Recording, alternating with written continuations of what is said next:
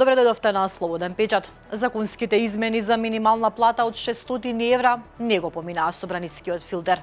Апелите за подобар животен стандард останаа на говорница. Еве што има друго ново.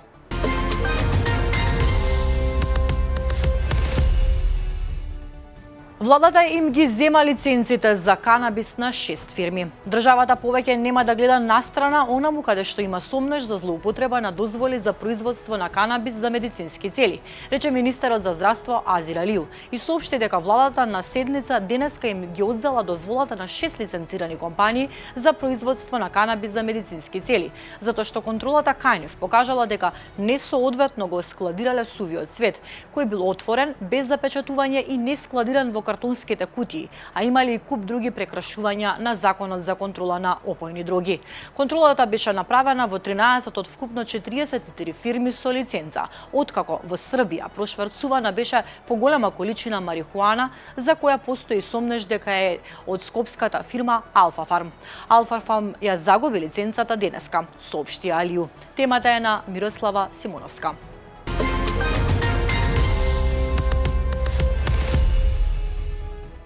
Датум на чудесни враќања. Како Мијалков и Груби си заминаа дома и ја понижија јавноста. 23 февруари е заедничкиот датум кој може да го слават двајцата моќници. Поранешниот вице-премиер Артан Груби и поранешниот шеф на тајната полиција Сашо Мијалков. И двајцата ги снема, едниот 48 часа, а другиот 14 месеци. Но по бегството наместо во шутка на издатум завршија во куќен притвор. Новинарите повеќе од 5 часа го чекаа Груби во подземните гаражи кај Филхармонија да излезе од обвинителството со предлог од јавниот обвинител Даниел Коцев, наместо да се врати во шутка, да оди кај семејството, откако ги заврши врските. И Мијалков и Груби се изнасмеаа во лице на македонската јавност, која е убедена дека има политички договор и Груби не случајно се врати сам. Повеќе за ова од текстот на Фросина Факова Серафиновиќ.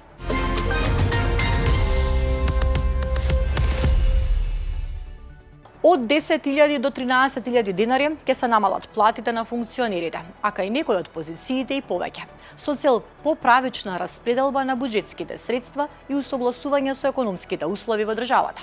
Изјави денеска пратеникот од ВМРО ДПМН Бојан Стојановски, кој информира дека нивната пратеничка група поднела пакет од предлог измени на 6 закони со кои се регулира прашањето на платите. Со пакетот од 6 закони опфатени се платите на пратеници, министри, судии, јавни обвинители, членови на судскиот и обвинителскиот совет, како и градоначалници.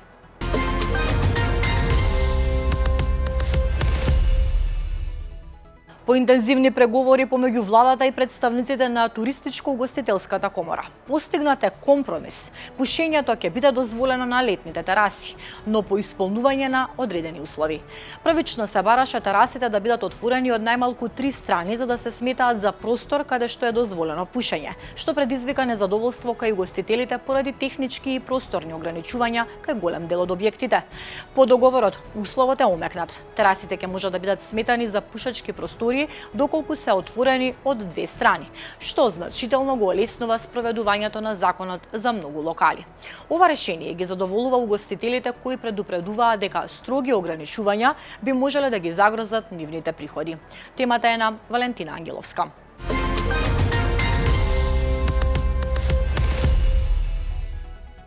Селанецот Кичевско, гризнат од мечка, доби 300.000 денари оштета од државата, откако судот во Гостивар му ги намали 350.000 денари, што му ги досуди првостепениот суд во Кичево. Во август 2022 година, движејќи се пешки кон својата куќа, а враќајќи се од својата нива, без никаква провокација, без никаков повод и причина, тој бил нападнат од страна на диво животно мечка. Бил совладан и гризнат од неа, при што му биле нанесени телесни повреди. За него абсурден и крајно нејасен бил делот од првостепената пресуда во која судот образложува дека при одлучувањето за видот и висината на нематеријалната штета која му следува, судот особено ја ценел околноста дека тужителот бил нападнат и совладан од една мечка, а не од повеќе мечки кои делуваат како чопор.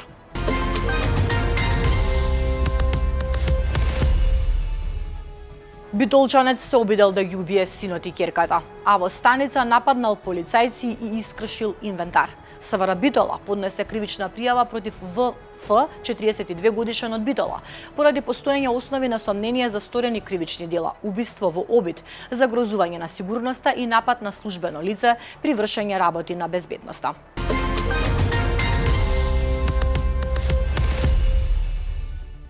Четиринаесетгодишно дете управувало патничко возило Опел и удрило во бетонски столб во селото Дебреште, општина Долнани, при што едно дете е тешко повредено, а уште двајца завршиле со повреди. Како што соопшти МВР, сообраќајната несреќа се случила на 23 февруари околу 20 часот и 30 минути. Возилото со прилепски регистарски таблички го управувало 14-годишно момче од селото Дебреште, кое од засега непознати причини излетало од патот и удрило во бетонски столб.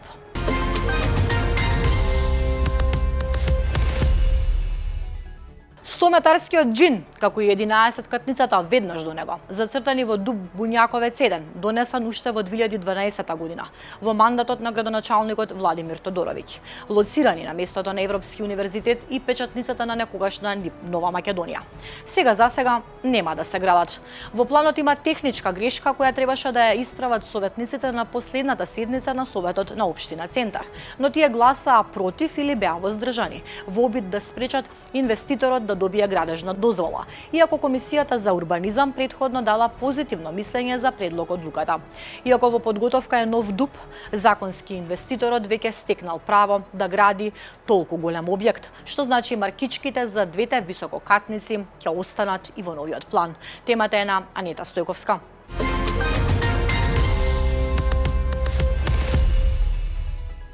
Откако вчера патот кон Теферич пропадна и делови од асфалтот се распукаа. Денеска градоначалничката на Киселавода Бети Стаменковска-Трајковска информираше дека оваа сообраќајница повторно ќе биде затворена за сообраќај.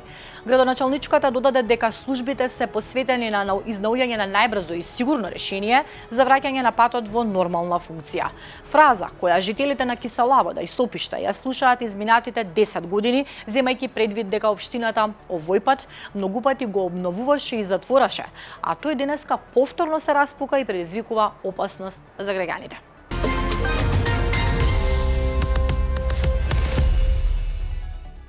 Одиме со вести од светот. Европските лидери пристигнуваат во Киев на 4-та годишнина од почетокот на руската офанзива врз Украина. Во Киев по 10-ти пат од почетокот на војната напиша на X претседателката на Европската комисија Урсула фон дер Лајен, која денеска е во Украина. Фон дер Лајен соопшти дека пристигнала во Киев за да потврди дека Европа ја поддржува Украина финансиски, воено и во текот на целата оваа сурова зима. Таа денеска заедно со претседателот на Европскиот совет Антонио Кошта ќе учествува на трилатерална средба со украинскиот претседател Володомир Зеленски.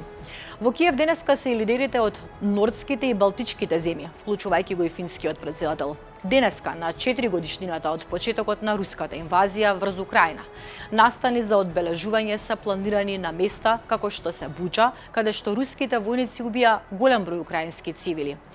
Посети на европските лидери се планираат и на локации оштетени од воздушната кампања на Русија против енергетската инфраструктура на Украина.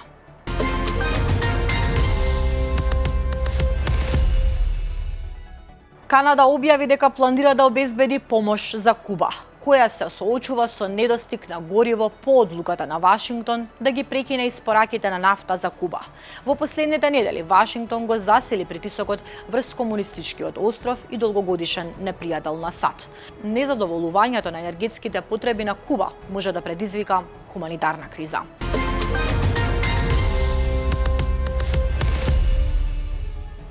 И за крај, интересна вест.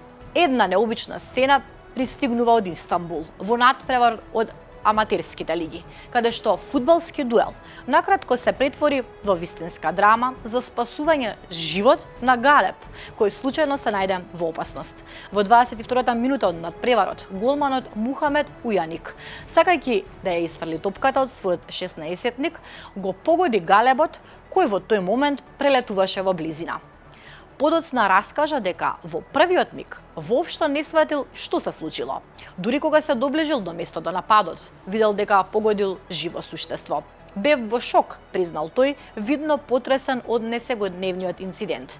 Додека дел од фудбалерите стоеле збунети, капитенот Чатан реагирал брзо и прв притрчал до галебот и со масажа на срцето се обидувал да го врати во живот.